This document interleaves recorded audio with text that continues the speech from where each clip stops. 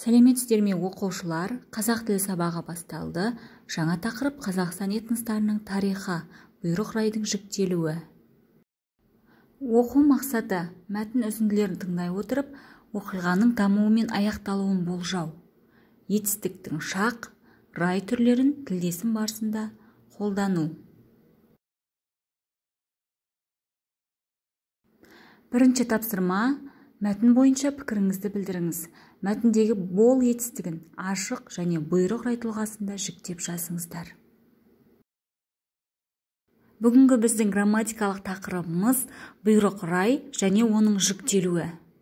Бұйрық рай әдетте жекеше және көпше түрде жіктеледі. Енді кестеге назар аударайық. Жекеше түрде: бірінші жақ мен барайын, екінші жақ сен бар, сіз барыңыз, үшінші жақ ол барсын.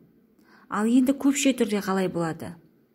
Мысалы, бірінші жақ біз барайық, екінші жақ сендер барыңдар, сіздер барыңыздар, үшінші жақ олар барсын. Байқап отырғандарыңыздай, бұйрық рай бірінші жақта келсе, жекеше түрде де, көпше түрде де бұйрық мәнінен гөрі өтініш, тілек мәніне ауысады.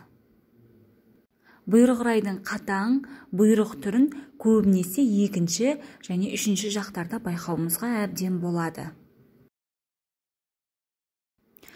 Екінші тапсырма: бұйрық райдың жіктелу үлгісін пайдалана отырып, Қазақстан этностары деген тақырыпта диалог мәтін құрастырыңыздар.